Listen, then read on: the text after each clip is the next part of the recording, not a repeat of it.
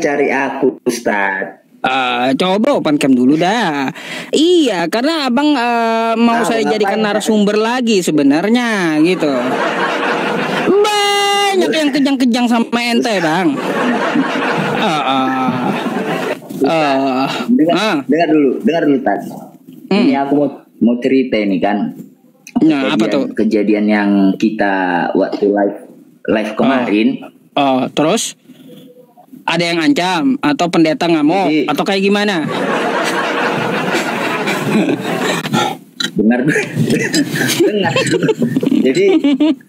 Jadi habis aku live itu kan banyak pesan masuk, Tad. Jadi banyak pesan masuk, ada yang memaki. Jadi pas waktu yang memaki itu aku terus balas lagi nih. Maaf ya, aku bilang. Maaf ya kalau itu menjadi kesalahan aku bilang. Jadi berspekulasi lah aku kan, aku bilang lagi nih. Iya bang, maaf bang, itu tadi maksud aku kan bang, aku naik ke roomnya Ustadz ini untuk ini supaya kita yang Kristen ini jangan lagi naik ke situ, ku bilang nanti kita olok-olokan, ku bilang. Terus ada dua orang yang balas, yang satu balasnya baik, sopan. Nah, yang satu lagi dia jawab gini, maki pakai cakap kotor, terus bilang, kau haus validasi, kata dia. Ujung-ujungnya dia minta, dia kasih nomor, ujung-ujungnya dia kasih nomor dia kan. Biar gini, biar dijemput sekarang.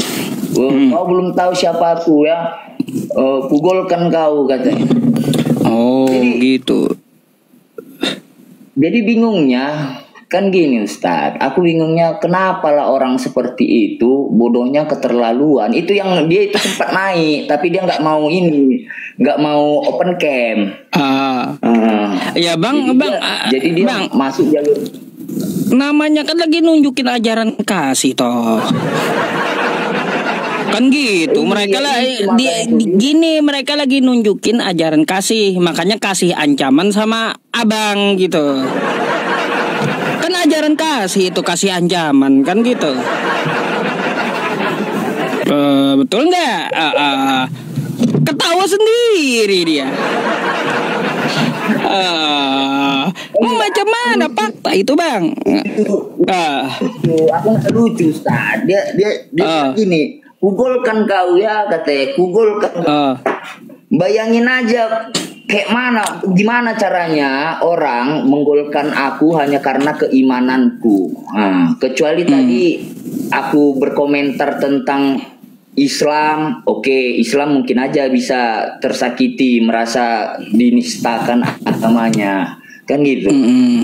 Lah ini aku Kristen, aku bahas imanku, aku pula mau dipenjarakan, kata.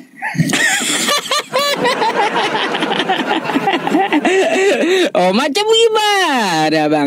Jadi gini bang ya, nah ente tahu sendiri kayak gimana ajarannya. Biasanya ya neriakin muslim itu teroris. Ternyata abang yang diteror Kristen sendiri. Jadi siapa teroris yang betul itu kayak gimana? Kan gitu sama aja itu, semua manusia kan punya ego masing-masing itu Ustaz. Jadi kadang ego orang kan nggak nyambung dia ke agamanya, dia tidak konekkan ke agamanya gitu loh. Jadi ibarat kata itu oknum. Oknum, iya. Tapi jujur loh bang ente kemarin itu. Jujur itu, meskipun niatnya baik supaya jangan naik ke tempat saya, tambah panas mereka rupanya bang. Iya. Jadi konsepnya gini aja. Aku mikirnya gini, Ustaz. Ya udahlah, kalau nggak mau dibilangi ya udahlah. Untungnya juga ya aku dapat gift gitu aja. Iya, gak apa-apa. Nanti saya kasih gift kalau mau jadi narasumber lagi nih ya. Oke ya teman-teman. Ada lagi yang heboh lagi nanti. Ya Pasti banyak yang heboh, Bang. Makanya kata Yesus, di kitab Anda apa? Seperti apa isi kitab Anda itu? Ya, katakan yang sebenarnya, ya. Katakan yang sejujurnya, selebihnya dari si jahat, kan gitu.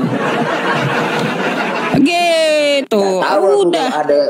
Ada ayatnya kayak gitu. Jadi Anda harus jujur. Kalaunya kagak jujur ya melebih-lebihkan, artinya bohong, selebihnya dari si jahat itu, ya. Gitu, Bang. Bang, ente santai dulu ya di atas ya. Santai dulu. Saya naikin Mbak Sleo, Mbak Rosari.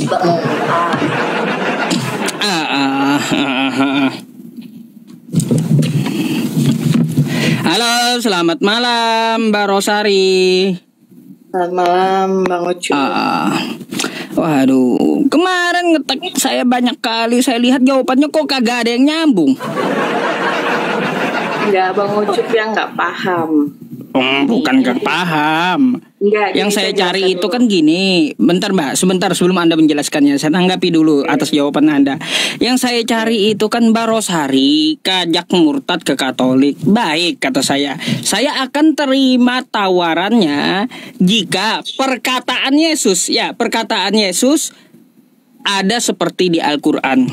Seperti apa perkataan Al-Quran? Kayak gini, Quran surah Al-Baqarah ayat 208. Ya ayyuhalladzina amanu dukhulu fis silmi kafah. Hai orang-orang beriman, masuklah ke dalam Islam dengan sepenuhnya. Nah, adakah Yesus berkata, hai manusia, kata Yesus, ya, masuklah ke Kristen atau ke Katolik dengan sepenuhnya? Kan gitu yang saya tanya. Artinya tekstualnya harus Anda cari di kitab Anda seperti itu, perkataan dari Yesus. Kalaupun kagak ada, kata saya, ada opsi kedua. Opsi keduanya apa?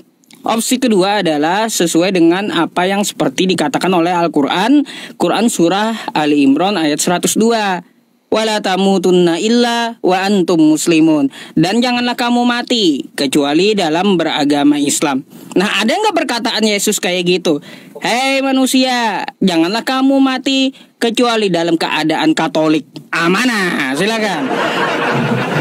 Boleh, itu yang saya tanya. Silakan ditanggapi. Saya jelaskan dulu ya. Saya jelaskan tapi Abang mendengarkan dulu ya, oke? Iya. Gini Bang, Yesus hadir ke dunia itu tidak membawa agama, Bang. Tidak membawa agama, tapi membawa kerajaan Allah. Dan di situ saya sudah terangkan di Matius 28 ayat 18 sampai 19. Di situ kan Yesus menyuruh murid-muridnya untuk yang pertama untuk menyebarkan Injil. Yang kedua, Yesus itu menyuruh itu untuk memberikan ajaran kepada muridnya, ajaran Yesus. Dan yang ketiga, poin ketiga, Yesus ini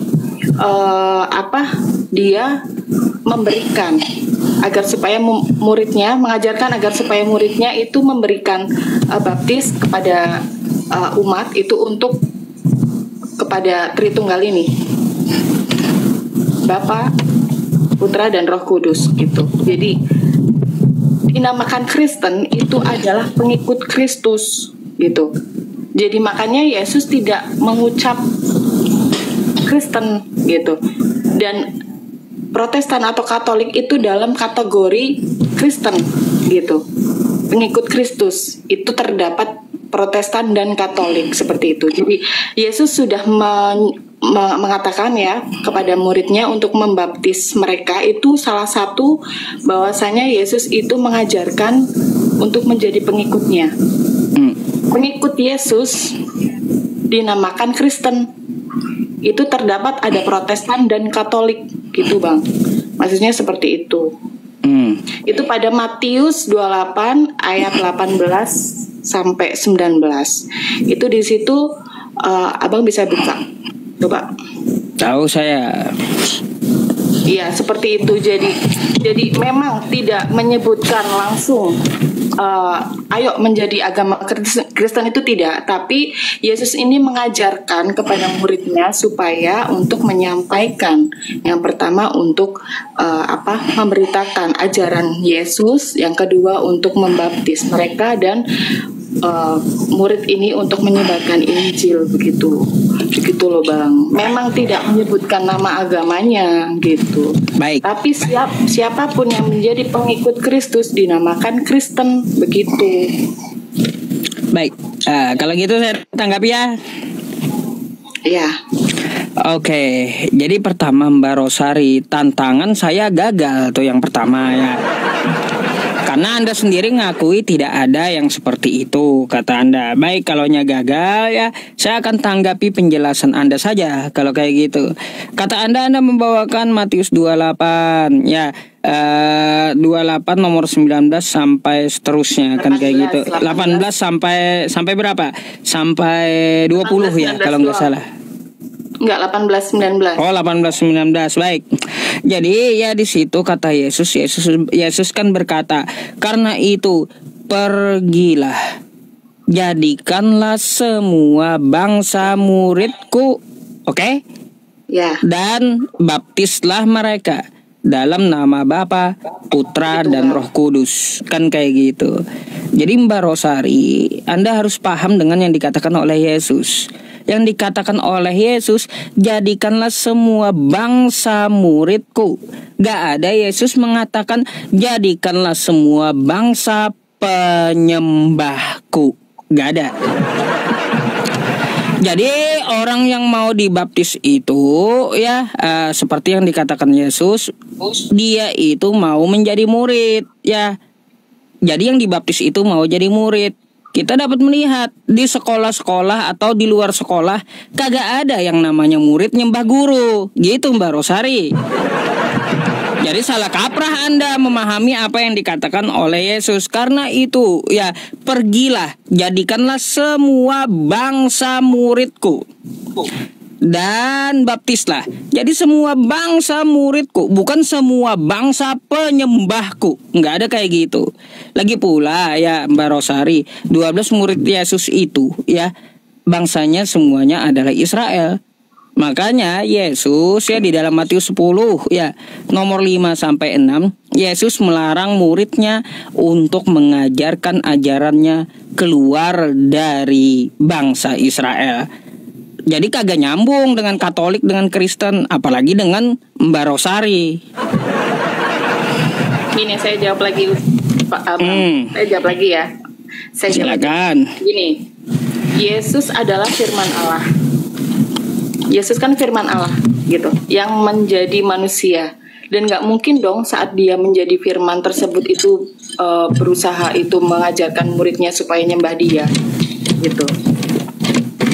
Dia kan hanya mengajarkan gitu, mengajarkan ajarannya gitu. Tapi kalau untuk menyembah memang tidak, karena Yesus di saat dia menjadi manusia itu ya dia hanya berinteraksi seperti manusia seperti itu. Jadi Yesus ini tidak akan mengajarkan bahwa untuk menyembah dia itu nggak akan gitu loh.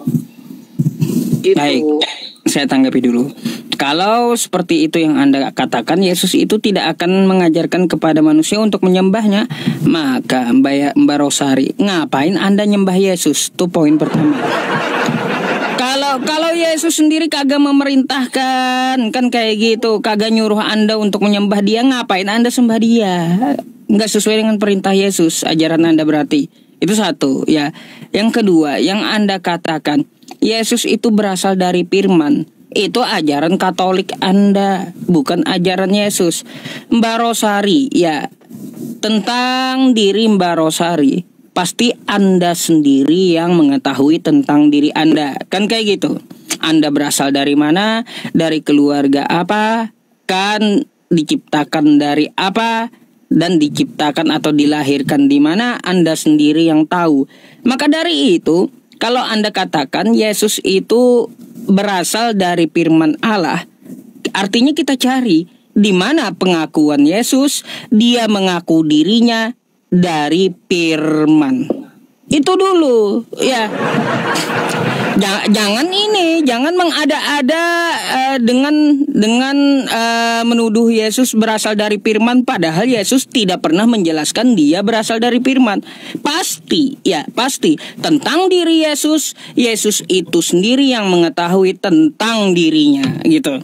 Maka dari itu ya, kita perlu cari pengakuan Yesus. Aku berasal dari firman. Jadi seperti itu, Mbak. Oke, saya jelaskan ya, Bang. Kalau Yesus mengatakan bahwa dia firman, itu tidak ada memang. Tapi Abang cek coba Yohanes 1 ayat 1 dan Yohanes 1 ayat 14.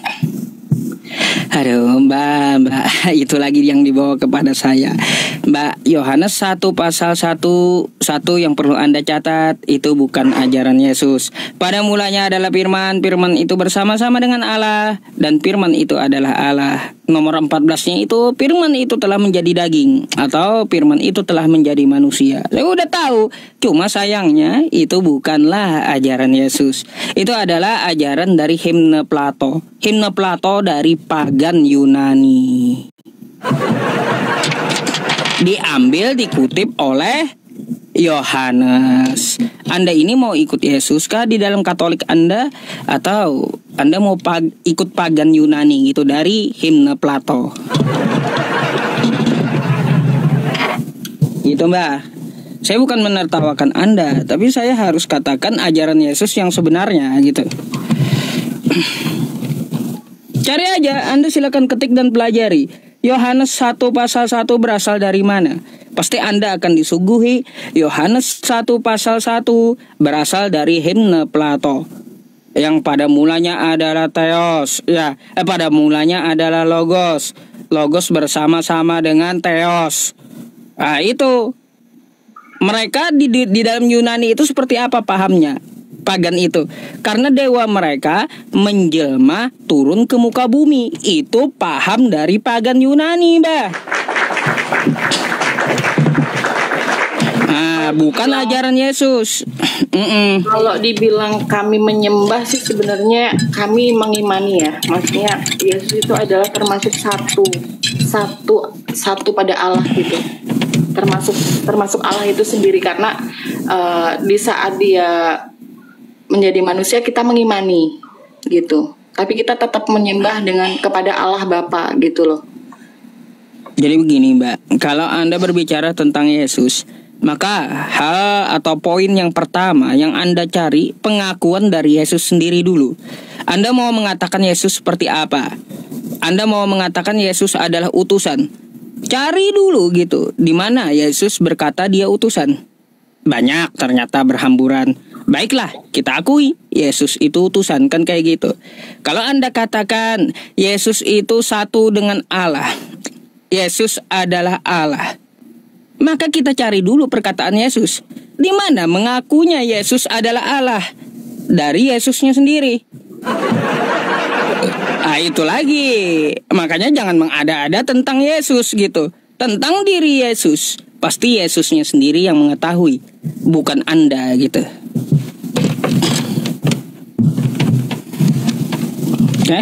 Nggak bisa, Mbak. Ya, pasti mental sama saya. Kalau saya bawa ajaran Yesus, pasti mental Anda bawa ajaran di luar Yesus. Kalau sama saya, itu udah saya alami bertahun-tahun gitu. Orang Kristen yang bawa ajaran di luar Yesus, maka pasti mental gitu dengan saya. Karena saya apa? Membawakan yang diucapkan oleh Yesus. Pastinya Anda lebih percaya ucapan Yesus daripada pengajaran yang lain, kan? Itu pastinya kayak gitu. Silakan Anda tanggapi. Pada Yohanes 10 ayat 30, Yesus mengatakan bahwa aku dan Bapa adalah satu. Begitu. Berarti Cuma kan itu. Iya, berarti kan di situ bahwa Yesuslah ini menyamai dirinya itu bahwa dia Allah ini sendiri gitu loh. Baik. Dia Terus? Iya, bahwasanya Yesus ini adalah Allah ini sendiri yang dari firman Allah yang berwujud sebagai manusia gitu. Baik, kita tanggapi dulu ya, Mbak ya, sebelum melebar gitu. Gini, setidaknya Anda cari ya eksplisit perkataan Yesus, dia ngaku aku adalah Allah. Kayak gitu. Bukan berarti Anda ya mengambil perkataan dari Yesus yang bisa ditafsirkan multitafsir. Coba Anda membawa Yohanes 10 nomor 30. Saya tahu itu ucapan Yesus, aku dan Bapa adalah satu. Menurut Anda, itu satu apa? Satu pengajaran kah? atau satu pribadi kah? Satu pribadi. Satu Baik. pribadi dengan Allah Bapa. Baik, kalau menurut Anda satu pribadi, Mbak, kita lihat Yohanes 17 nomor 11, maka murid-murid pun satu pribadi dengan Bapa. Yohanes 17 Nomor 11 gitu. ayat 11. Kalau menurut Anda Yohanes 10 nomor 30 adalah satu pribadi, berarti murid-muridnya satu pribadi juga dengan Bapa.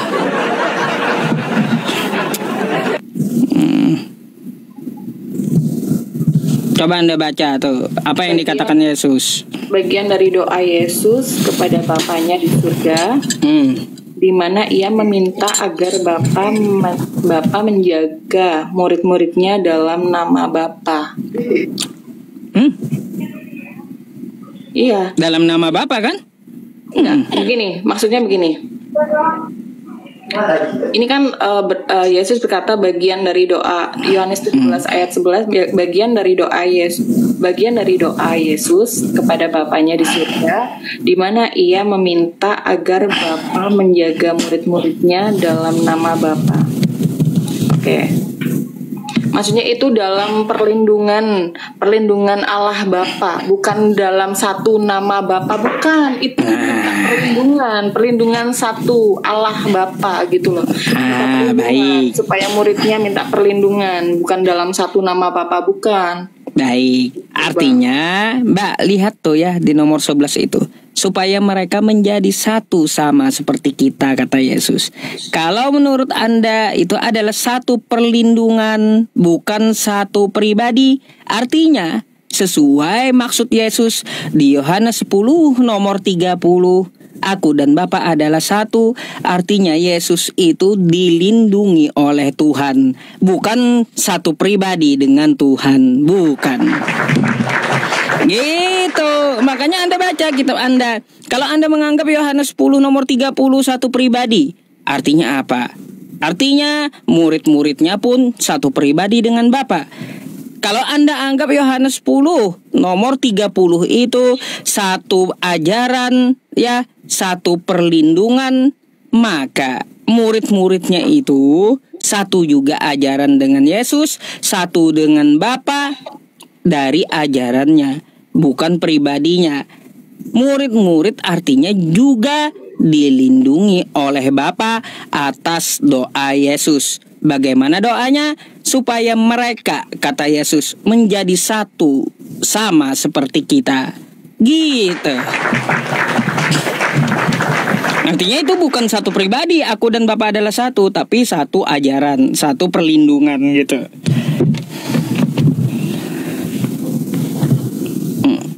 Itu maksud Yesus. Di sini kan saat itu Yesus itu akan meninggalkan dunia kan Bang. Dia itu akan meninggalkan dunia, sementara murid-muridnya akan tetap berada di dalamnya.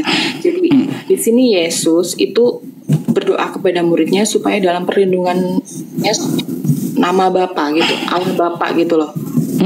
Itu loh Bang. Bukan ya dalam doanya coba Anda perhatikan. Kata Yesus dalam doanya seperti apa? Supaya murid-murid satu. Ya, supaya mereka menjadi satu sebagaimana Yesus satu dengan Bapa. Coba Anda baca nomor 11-nya. Supaya mereka menjadi satu sama seperti kita. Yesus mengatakan, aku dan Bapa adalah satu. Artinya bukan satu pribadi yang dimaksud oleh Yesus, tapi satu ajaran. Maka dari itu Yesus berdoa agar Bapanya melindungi murid-muridnya, karena murid-muridnya didoakan Yesus. Doanya seperti apa? Agar murid-murid juga satu dengan Bapa sebagaimana Yesus satu dengan Bapa. Artinya apa? Murid-murid itu tidak melenceng ajarannya dari ajaran Yesus, tidak melenceng pula dari firman yang disampaikan oleh Yesus, tidak melenceng dari ajaran Bapa yang di sorga. Bukan berarti pribadinya yang satu, Mbak. Kan Yesus berkata satu sama seperti kita, kan gitu.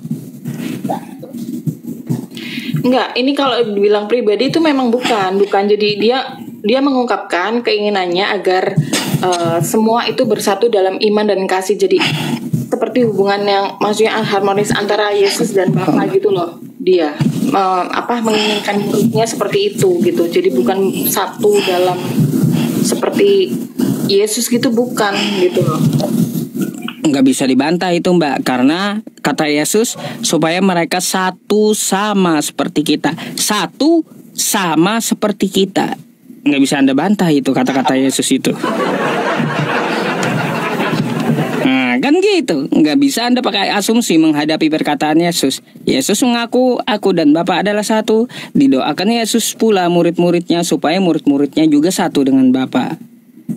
Artinya apa? Yesus, aku dan Bapa adalah satu. Bukan berarti Yesus itu Tuhan itu sendiri. Bukan.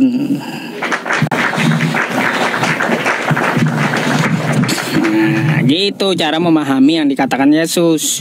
Gak bisa kita apa yang dikatakan Yesus atau apa yang dikatakan pendeta Anda lalu Anda asumsikan sendiri, nggak bisa. Karena ada aturan dari Yesus.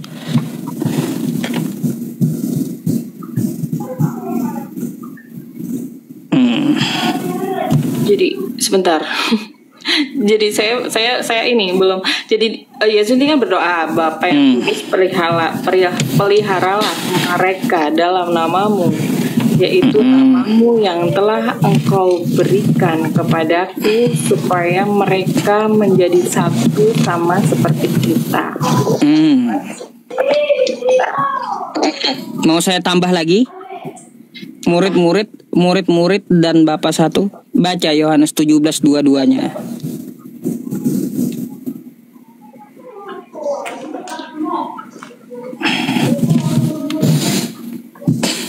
Dan aku telah memberikan kepada mereka kemuliaan yang engkau berikan kepadaku, supaya mereka menjadi satu sama seperti kita adalah satu. Bentar Bang. Ayo, satu semua. Kata-kata Yesus seperti apa? Dan aku telah memberikan kemuliaan kepada mereka, agar mereka juga satu sama seperti kita yang satu dengan Bapa. Artinya apa? Yesus dengan Bapa, aku adalah satu. Satu kemuliaan, satu perlindungan, satu ajaran. Bukan satu pribadi, atau bukan pula Yesus itu Tuhan sendiri. Karena dibantah Yesus sendiri Anda.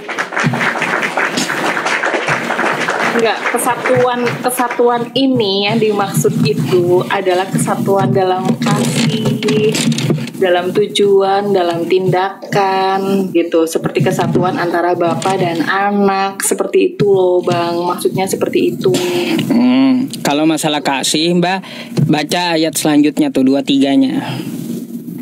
Supaya murid-murid juga satu kasih dengan Bapa. Sebagaimana Bapa mengasihi Yesus, kan kayak gitu. Agar murid-murid pun juga dikasihi oleh Bapa, seperti Yesus dikasihi oleh Bapa, yang satu dengan Bapa. Satu kasih artinya apa? Semoga murid-muridnya juga diberikan satu kasih dengan Bapa. Ayo, macam mana? Tuh ayat 23-nya. Nggak bisa lari kemana-mana. Kalau ini itu pembahasan kesatuan rohani nih Bang. Kesatuan rohani, bukan kesatuan organisasi ya. Ini pembahasan kesatuan rohani, gitu. Maksudnya seperti itu. Kesatuan yang sempurna. Jadi aku dan Bapa adalah satu rohani. Yesus dengan Bapa. Bukan satu rohani Yesus, antara anak dan Bapa, jadi antara putra dan Bapa gitu. Jadi baik. Antara putra dan Bapa. Baik. Nah, sebagaimana yang dikatakan oleh Yesus di Yohanes 17 itu antara anak dan Bapa.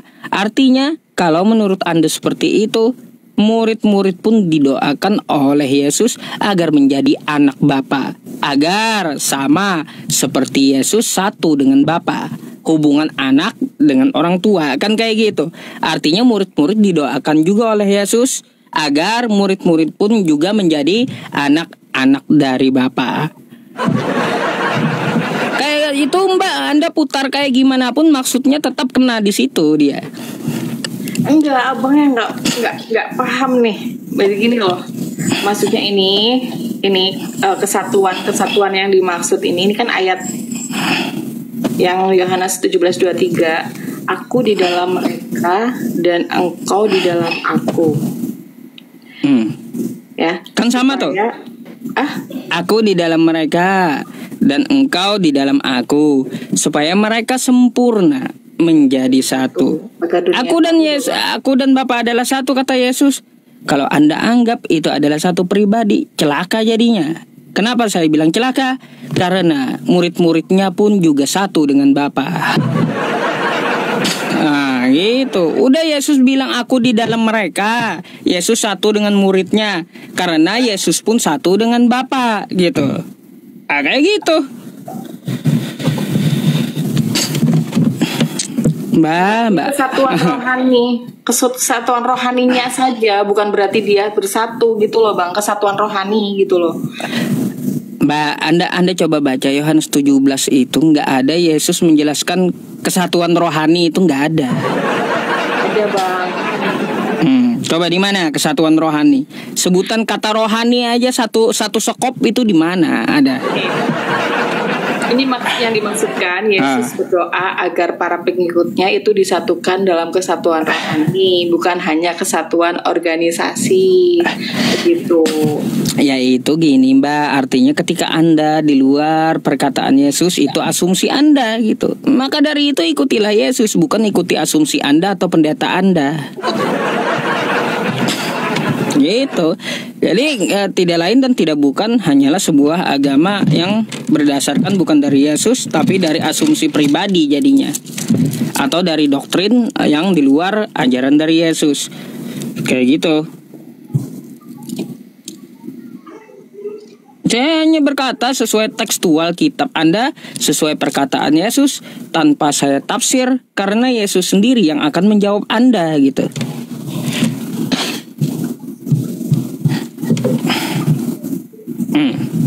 Enggak, kalau saya terangkan tetap abang tetap ngeyel. Bentar, Mbak Rosa, gini. Tetap ngeyel karena memang gini, bentar. Kalau Anda seperti itu, kata Anda katakan kan, Anda kan katanya baru aja murtad. Anda baru tahu ajaran Yesus. Kalau saya udah kenyang 8 tahun gitu, ya. Nah, udah kenyang saya andaikan ya Mbak ya, ada kebenaran ya di luar perkataan Yesus atau di luar ajaran Islam, maka saya yang lebih dulu murtad daripada Anda 8 tahun yang lalu ya. Tapi sampai saat ini saya masih Islam. Anda baru aja katanya murtad. Kayak gimana? Belum tahu, Anda belum kenyang apa yang dikatakan Yesus, belum ngerti. Gimana sih? Ada. Bang Ucup, itu kalau belajar kan biasanya kan nggak ada ininya ya, cuma separuh aja gitu. Kalau pas pembacaan ayatnya separuh, penjelasannya tuh nggak diterangkan. Biasanya seperti itu. Mbak, kitab Anda ini saya baca 7 tahun berturut-turut, tapi nggak setiap hari gitu ya. Habis saya baca loh. Nih. Jangan salah Anda. Tapi kan abang kan anti kris ya, ya tetap nggak mau mengimani, nggak mau percaya gitu karena anti kris gitu. Mbak, gini, saya itu bukan anti kris, saya itu pengikut Yesus dan mengimani Yesus loh. Jangan salah, saya nggak anti kris. Islam itu kalaunya anti dengan Yesus maka batal imannya. Saya beriman dengan Yesus, saya mengikuti Yesus. Yesus ya mengatakan dirinya utusan, saya imani dia sebagai utusan. Tidak pernah dia berkata dia adalah Tuhan, maka saya tidak akan menuhankan dia, karena tidak ada perkataan dari dia gitu. Jadi waras saja kita berpikir apa yang disampaikan oleh Yesus. Dia tidak pernah mengaku dirinya adalah Tuhan, dan tidak pernah juga dia meminta sembah kan kayak gitu. Maka saya tidak akan menyembah dia. Tapi saya akui dia adalah nabi, dia adalah utusan, dia adalah rabi, karena dari ucapan dia itu sendiri gitu. Dia adalah utusan. dari ucapan dia sendiri. Saya akui, saya nggak anti dengan dia. Dia melakukan puasa 40 hari 40 malam. Intinya amalannya puasa. Maka saya di Islam pun juga ikut puasa seperti Yesus. Terus Mbak ya, Yesus ya ketika dia mati, dia itu dikafani gitu. Maka saya lihat ya kematian yang dikafani agamanya apa? Islam. Makanya saya dalam Islam gitu. Nggak anti saya dengan Kristus. Habis itu Yesus sunat. Yang mewajibkan sunat agamanya apa? Islam. Makanya saya Islam. Mengikuti Yesus karena mengikuti Yesus. Habis itu ya Mbak ya, yang masuk ke rumah ibadahnya seperti Yesus, cuci tangan, cuci kaki. Islam, bukan Kristen. Jadi saya ikuti semua apa yang dilakukan Yesus. Perintah Yesus, sembahlah Allah. Saya sembah itu Allah. Bagaimana cara dia berdoa? Dia sujud, ikut sujud juga saya. Nggak ada saya anti Kristus gitu, nggak ada. Yesus kagak pernah contohin makan babi, saya nggak pernah juga makan babi. Makan ikan goreng sering gitu. Karena apa? Dia contohin makan ikan goreng kan. Artinya apa Mbak? Saya itu bukan anti Kristus, saya mengimani Kristus dan saya pengikut Kristus yang asli. Ya bagi saya mohon maaf Mbak, saya ya telak-telakan aja gitu nyebut sama teman-teman yang Katolik atau Kristen. Yang namanya Kristen itu bukan pengikut Yesus. Tapi mohon maaf, mereka Kristen adalah pembangkang Yesus, gitu. Pembangkang dari mana? Pembangkang Yesus. Contoh Kristen makan babi, Yesus nggak pernah contohin. Yesus sunat hari ke-8, Kristen kagak sunat. Karena kalau dia bersunat maka batal Kristus untuknya. Efesus 2 nomor 15. Bukan. Efesus berapa ya? Galatia 5 nomor 2. Batal Kristusnya kalau dia bersunat. Habis itu Kristen ya tidak mengikuti puasanya seperti Yesus. Memang ada yang mengklaim bahwa puasa katanya. Ada gak yang 40 hari 40 malam. Kristen katanya mengikuti Yesus. Yesus masuk bait Allah cuci tangan cuci kaki. Kristen pakai sepatu. Kan gitu. Gitu. Yesus kagak pernah perintahin ke gereja. Ngapain Anda ke gereja? Yesus kagak pernah perintahin Anda jingkrak-jingkrak. Enggak pernah. Yesus enggak pernah juga memerintahkan Anda jingkrak. Enggak ada yang jingkrak-jingkrak. Ada sebagian Mbak.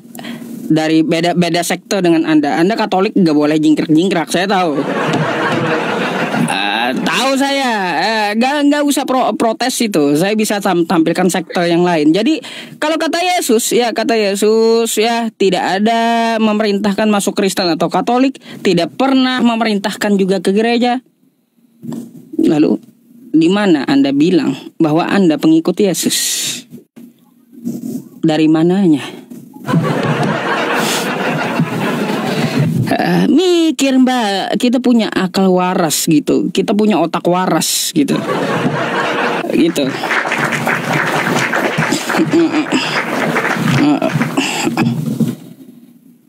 Apa ini semangat Ustadz Yusuf? Ayo Mbak Sleo, nanti dipinang Ustadz Yusuf ngaco kau.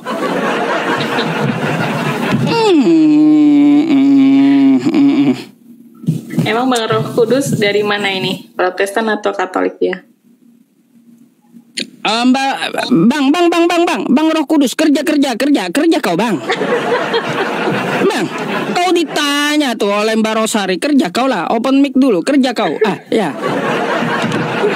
Dari tadi Bang Roh Kudus santai kali dengerin saya dia. Kau yang ngomong sama Mbak Rosari itu, jujur lah. Dari Iya. Enak kali hidupnya. Gini Bang Roh Kudus ya. Bang Roh Kudus ya. Dari tadi saya ngomong kagak dikasih gip. Ente cuma denger santai dikasih gip itu ya.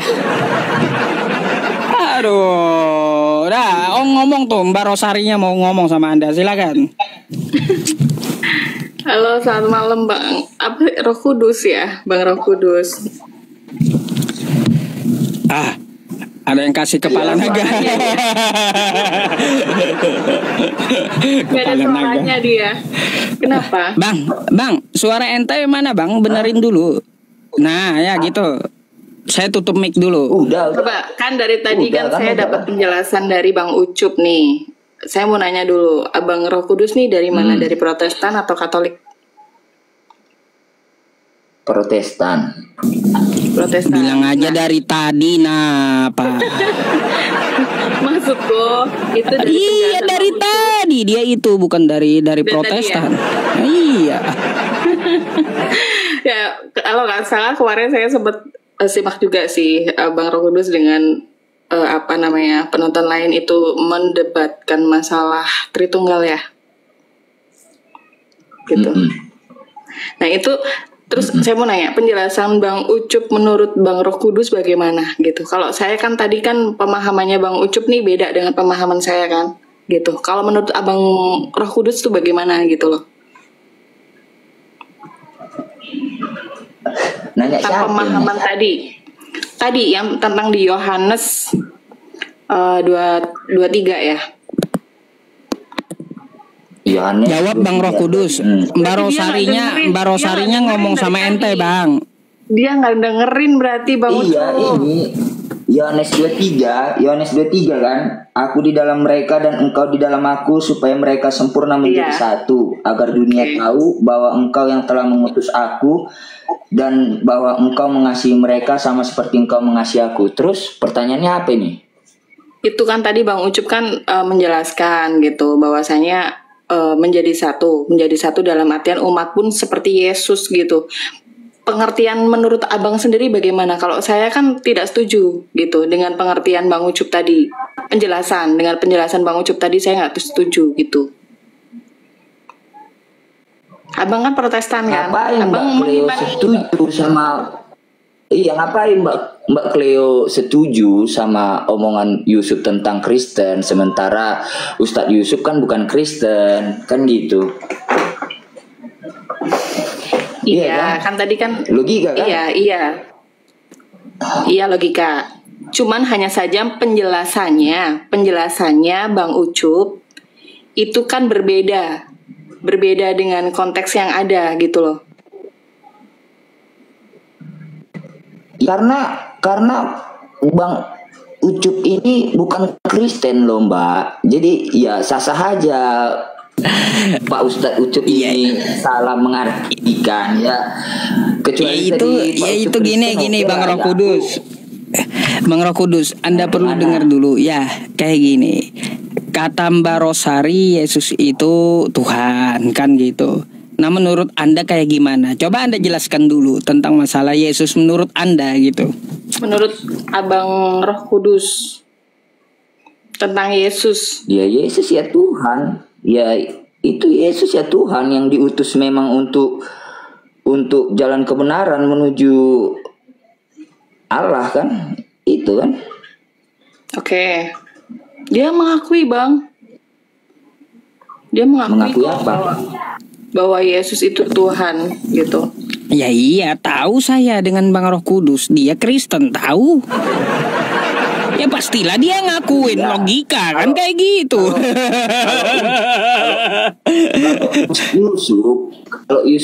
Kalau Ustadz Yusuf mengakui Yesus itu Tuhan, ya sah-sah aja, asalkan jangan pula Ustadz Yusuf jadi mengimani bahwasanya Yesus itu Tuhan baginya, kan gitu, ya kan? Bang Roh Kudus, Mbak Rosarinya bingung masalahnya. Kata ente kan sah aja pendapat saya karena saya Islam kan kayak gitu. Ya kan saya kembalikan pula kan kayak gitu, sah aja kan menurut Bang Roh Kudus. Bikin bingung banyak jadinya.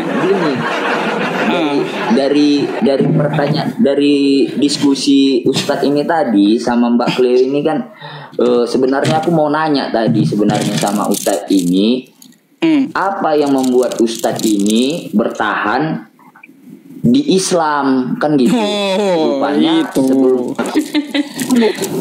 sebelum aku bertanya tiba-tiba Pak Ustadz bilang rasanya Pak Ustadz ini pengikut Kristus gitu loh. Iya. Agak bingung aku loh. Bang kayak gini artinya kesimpulannya. Pak Ustadz ini pengikut. Bang Roh Kudus, ya artinya kesimpulannya kayak gimana? Ya saya ini menjadi Islam karena saya mengikuti Yesus, gitu kesimpulannya. Yang mana sementara Yesus tidak pernah mengajarkan bahwasanya ayolah masuk ke Islam, ayolah masuk ke Kristen. Kan Ustaz juga tadi yang bilang gitu. Baik, Bang, saya mau tanya dua hal ya. Ini simpel aja ya. Anda tahu nggak Ya. dalam bahasa Arabnya juru selamat?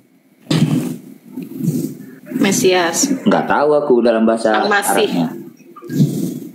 Baik, Yesus juru selamat, betul? Iya. Baik. Tahukah Abang bahasa Arabnya selamat itu Islam? Jadi Yesus itu juru Islam, dari nama aja udah ketahuan. Yesus itu juru selamat. Ya, artinya Yesus itu juru Islam tuh satu.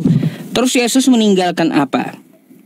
Kata Yesus, aku tinggalkan damai sejahtera untukmu. Betul? Tahu nggak Abang dalam bahasa Arab damai sejahtera apa? Lagi-lagi Islam. Nggak tahu. Aku tinggalkan Islam untukmu, kata Yesus. Gimana dibilang gitu? Saya motong. Kalau Islam menurut etimologis itu bukan penyelamat, Berserah diri. penyerahan diri, betul. Ya iya, kalau ada kalimatnya Mbak Rosari. Makanya jangan baca terjemahannya. Jangan baca Anda kalau mengartikan Islam dalam bahasa Arab, ikuti tata kaidah bahasa Arab, bukan tata kaidah Google, bukan. Jadi Gitu. apa yang membuat Ustadz ini mengikut Kristus sebagai apa? Ustadz ini sebagai pengikut Kristus menganggap Kristus itu sebagai apa? Itu jadi pertanyaanku tadi, Ustadz. Gini Bang ya. Pertama dari nama dia juru selamat, juru Islam. Habis itu dia tinggalkan damai sejahtera. Ya, damai sejahtera artinya dia tinggalkan Islam. Habis itu Yesus berserah diri kepada Bapa, dia meminta kepada Bapa, ya, menyerahkan dirinya kepada Bapa. Berserah diri artinya Islam. Nah, tuh ya. Tuh. Habis itu dari perintah-perintah pula ya. Yesus perintahkan sembah Allah, saya sembah Allahnya. Habis itu Yesus ya mencontohkan cara meminta kepada Tuhan. Dia maju sedikit lalu sujud dan berdoa. Saya dalam Islam ikut Yesus sujud, kan gitu. Habis itu Yesus mencontohkan puasa. Maka saya dalam Islam pun juga puasa. Terus Yesus sesuai adatnya dia sunat. Maka saya di dalam Islam mengikuti Yesus wajib sunat. Gitu. Yesus kagak pernah juga nyontohin makan babi. Makanya saya dalam Islam kagak pernah makan babi seperti Yesus. Terus ya Yesus masuk ke dalam rumah. Bentar Bang, dikit lagi. Ya, Yesus masuk ke dalam rumah ibadah ya, ke bait Allah. Dia cuci tangan dan cuci kakinya. Makanya saya dalam Islam ya, dalam Islam mau masuk masjid saya cuci tangan dulu sama cuci kaki sebagaimana Yesus masuk ke rumah ibadah gitu. Terus Yesus setelah mati katanya ya, dia dikapani. Agama apa yang matinya dikapani? Islam. Maka dari itu ya, kenapa saya alasannya mengikuti Yesus? Karena Yesus mengarahkan saya ke dalam Islam. Gitu. Nggak bisa gitu, Ustaz. Mantap. Dalam Lukas gini Bang. Di dalam Lukas tentang masalah sunatnya Yesus ya, sesuai dengan adatnya menurut hukum Taurat Musa. Artinya perintah Tuhan. Makanya Kejadian 17 ya, Kejadian 17 sunat itu adalah perintah Tuhan, perjanjian kekal kepada Abraham turun temurun kepada anaknya. Akhirnya apa? Sampai menjadi ajaran dan adat. Gitu. Taurat Musa apa aja? Isi Taurat Musa apa aja, Ustaz? Ya, artinya apa? Taurat Musa kan Kejadian juga ada. Ulangan, Bilangan, Keluaran. isinya apa aja Taurat Musa? Banyak bang, banyak. Kalau poinnya 10 perintah Taurat. Yang mengeluarkan Taurat Musa siapa? Tuhan semesta alam. Itu 10 hukum Taurat. Terus dari 10 hukum Taurat itu, Ustaz, tidak ada, selama aku Kristen tidak ada ku baca isi Taurat itu tentang sunat, Ustaz. Iya bang, ya memang bukan dari 10 hukum itu tentang sunat itu.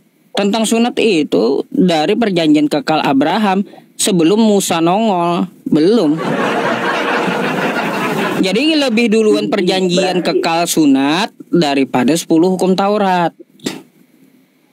Sekarang ini Ustadz menerima nggak, mengakui nggak bahwasanya Yesus disunat itu karena adat? Dua-duanya bang,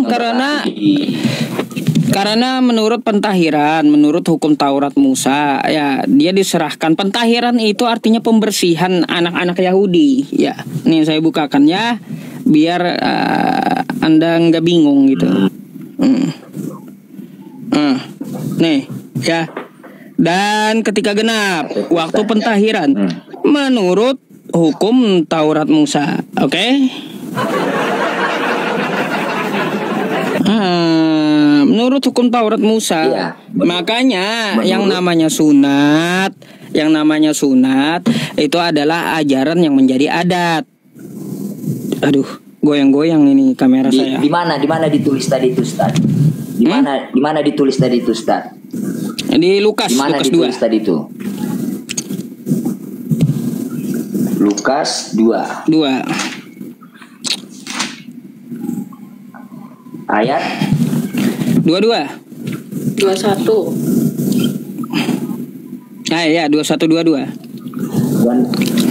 Dan ketika genap 8 hari dan ia harus disunatkan, ia diberi nama Yesus, yaitu nama yang disebut oleh malaikat sebelum ia dikandung ibunya. Dan ketika genap waktu pentahiran menurut hukum Taurat Musa, mereka membawa dia ke Yerusalem untuk menyerahkannya kepada Tuhan.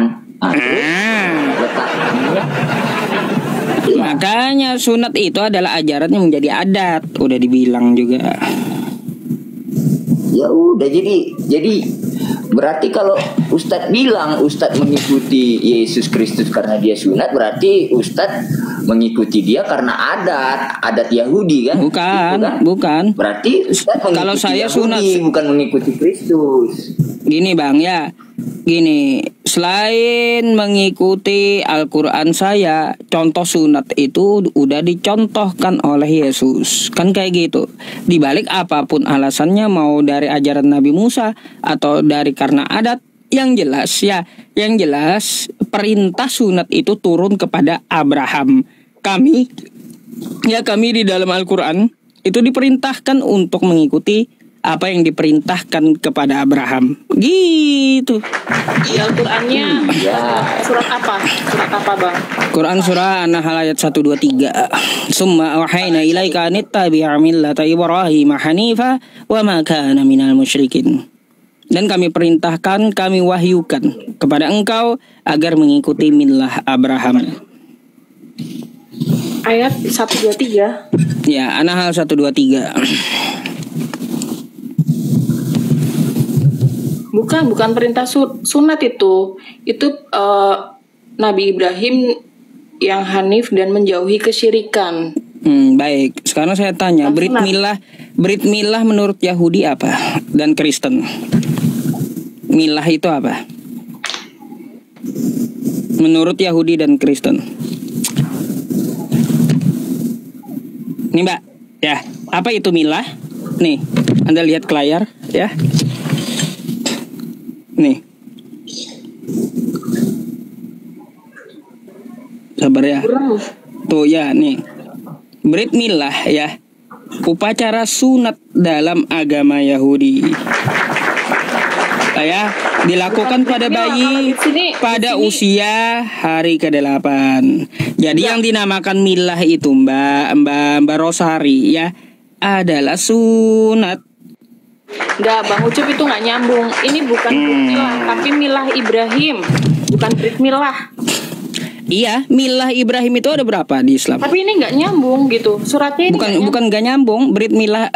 Yang namanya milah Abraham itu ada berapa dalam Islam? Ya saya nggak paham. Katanya Islam lama. Tapi kan Ketahuan sekarang. Tapi kan nggak segitunya belajar gitu loh. Milah gitu. Ngerti aku. Nggak ngerti. Baik. Sampai belajar milah-milah gitu. 1. Milah Abraham tidak menyekutukan Allah. 2. Milah Abraham adalah berkurban. Yang 3, milah Abraham adalah sunat. Oke? Yang 4, milah Abraham adalah mendidik anak. Tuh. Nah, makanya Jadi, yang dimaksud gimana tadi, yang dimaksud milah itu apa? Makanya pahami kata Kristen dan kata Yahudi. Apa yang dimaksud milah? Milah itu adalah sunat. Dia lebih spesifik gitu. Ustadz, Hmm. jadi gimana itu tadi omongan Ustadz tadi sebagai pengikut Kristus, Ustadz? Ya iya tadi saya udah jelaskan. Nanti ulanglah videonya bang ya. Kacau juga Bang Roh Kudus ini nggak dengerin saya sih. Enggak. Jadi Ustadz mengikut Kristus gitu. Ya iya.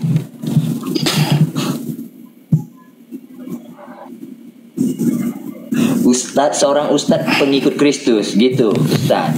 Bang, kalaunya Islam itu bukan pengikut Kristus, batal Islamnya. Gimana sih? Kalau Islam tuh ya tanya tuh di bawah yang Islam. Kalau dia ya bukan pengikut Yesus ya, tidak mengikuti Yesus, batal Islamnya. Contoh kata Yesus, sembahlah Allah ya. Bentar Bang Roh Kudus. Kata Yesus sembahlah Allah, lalu Islamnya nyembah berhala, nyembah patung. Batal Islamnya.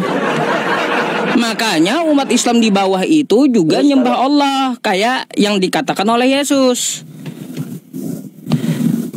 Terus kalau Yesusnya bilang ingat dan kuduskanlah hari Sabat, Ingat dan kuduskanlah hari Sabat. Betul, di Islam di Islam ada tentang masalah hari Sabat. Quran surah Al-Baqarah. Ya, terus Quran surah Al-A'raf isinya tentang masalah hari Sabat untuk Yahudi. Percaya kami tentang Sabat. Kenapa? Berarti kalau Yesus itu Tuhan, apanya? Kalau Yesus itu Tuhan, Ustaz ikut juga. Enggak, Yesus di situ dikatakan ya bahwa dia Tuhan di hari Sabat, betul? Betul enggak? Sebelum Anda mengatakan Yesus Tuhan di hari Sabat, hari-hari lain kagak jadi Tuhan gitu. Kan kocak jadinya. Ingat dan kuduskanlah hari Sabat. Iya itu untuk Yahudi bang. Nah, Islam pun tahu hari Sabat itu untuk Yahudi. Kenapa emang? Ada ayatnya di Quran. Ustaz ikut juga itu.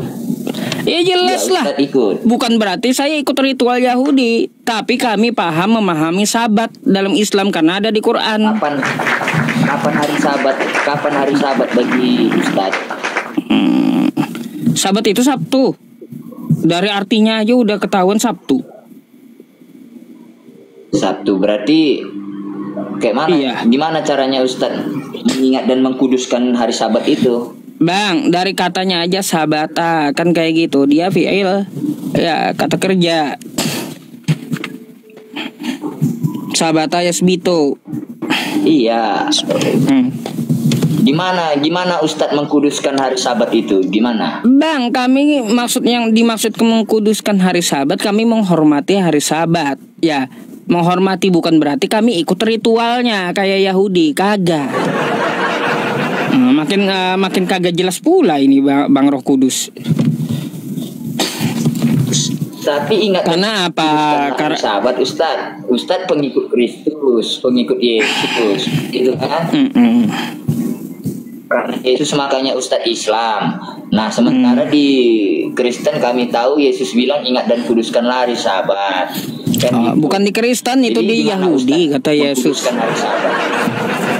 Bang, itu bukan di Kristen, di Yahudi, karena Yesus kagak kenal Kristen. Ingat dan kuduskanlah hari Sabat itu kata-kata di mana rupanya itu, Ustaz? Iya, kata-kata Yesus, ingat dan kuduskanlah hari Sabat. Dia berpesan kepada Yahudi untuk menguduskan hari Sabat. Wajar ya, mereka melakukan ritual-ritual masalah Sabat di zaman dulu. Kenapa? Iya.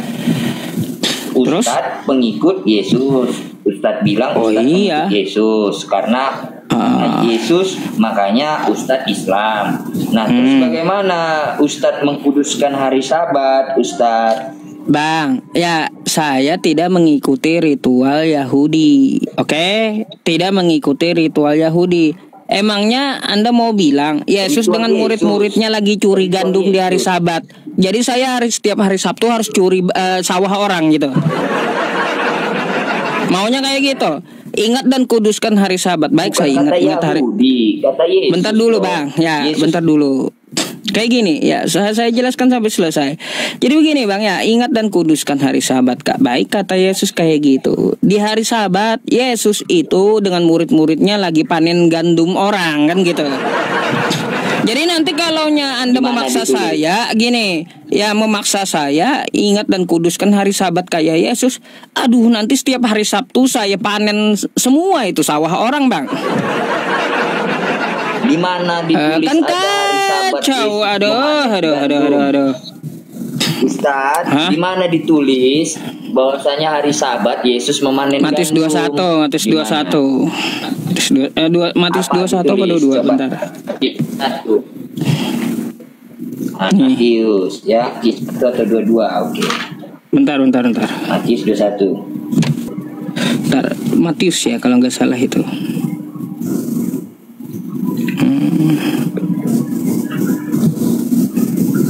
Bentar ya, Bang, ya, saya cariin nih. Saya ada buka.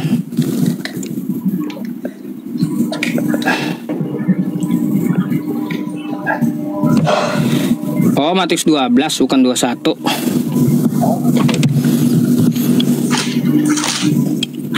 Matius 12. Matius 12.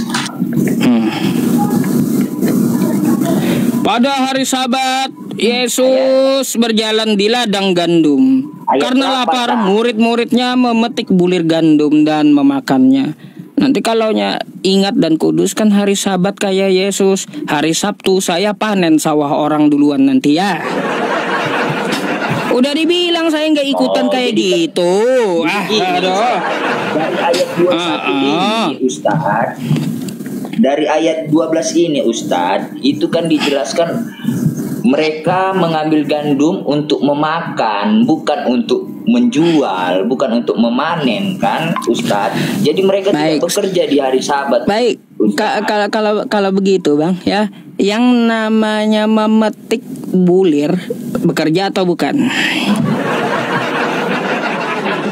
Itu memetik kata kerja, ya berarti ya, kerja. Iya, artinya kerja dia di hari Sabat, Bang.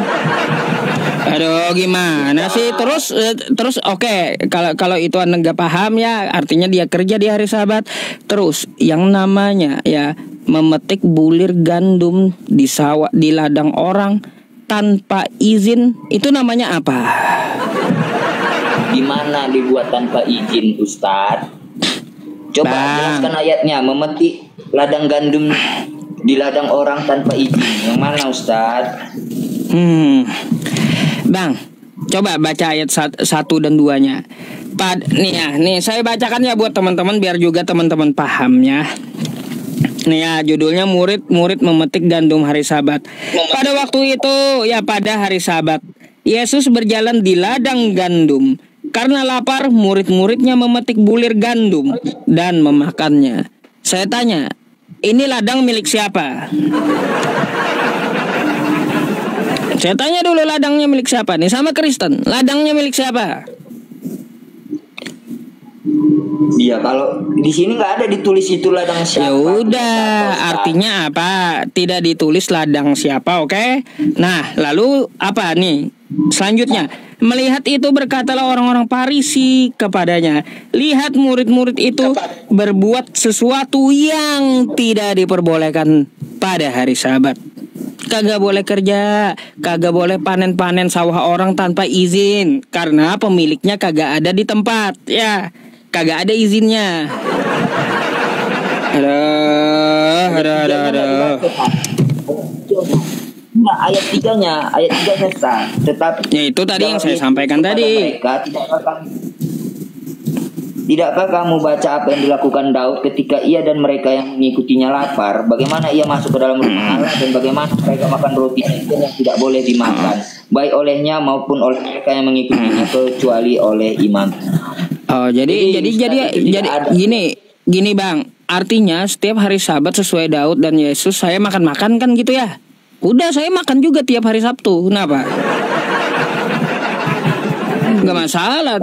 Tiap hari Sabtu saya juga makan kan kayak gitu. Tapi saya nggak mau ikut-ikutan setiap hari Sabtu panen sawah orang. Nggak mau saya. Ya gini Ustaz, kalau lapar maka makanlah, kan itu dibilang Ustaz. Oke. Jadi dia tidak ada di situ dijelaskan bahwasanya mereka mencuri dari ladang yang tidak ada izin apa segala macam. Mereka tidak ada bilang kan mereka mencuri kan? Ya, kan nggak ada bilang mereka minta izin kan? Ya nggak ada juga mereka. Ya makanya kalaunya mereka tidak ada bilang mereka mencuri, mereka juga tidak ada bilang minta izin. Pasti lebih kuat apa? Lebih kuat kita menuduh dia tidak meminta izin. Artinya apa? Kalau dia tidak meminta izin artinya mencuri. Meskipun dia kagak ada ngomong, dia kagak mencuri, nggak perlu ya. Gak mungkin orang mencuri itu gini bang ya.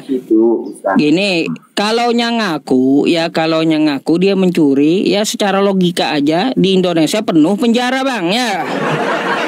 Mana sih jadi yang namanya mencuri itu kagak perlu harus bilang mencuri, nggak perlu. Tapi dilakukan tanpa izin. Nggak mungkin kalaunya di Indonesia orang mencuri ngaku penuh ini penjara ya. Aduh. Gini Ustaz, yang dikatakan mencuri, contohnya gini, aku mengambil buah dari ladang Pak Ustadz. Udah dijelaskan aku ngambil ladang dari ladang Pak Ustadz. Ustadz ini yang memang betul-betul orang lain gitu. Iya. Itu baru mencuri. Jadi betul. Di sini tidak dijelaskan itu ladang siapa, apakah itu harus memakai izin. Karena gini contoh ya Ustadz ya, aku mengambil buah dari hasil panen saudaraku, aku tidak akan mencuri, itu disebut gitu loh. Nah, ya itu dijelaskan saudara. Kan di situ kagak dijelaskan kata Anda. Ini tidak ada dijelaskan bahwasanya dari mana diambil, dari siapa diambil. Jadi tidak bisa kita simpulkan itu mencuri atau tidak gitu loh. Bang, jadi sesuatu yang tidak gini bang ya, gini kalau Anda mau lihat yang namanya pencurian itu mau ada pemiliknya atau kagak, namanya kalau tanpa izin itu namanya mencuri bang ya. Kagak mungkin kagak ada pemiliknya ladang orang, kagak mungkin berbuah itu bulir ya ladang kalau tidak ada pemiliknya. Mana sih mikirnya?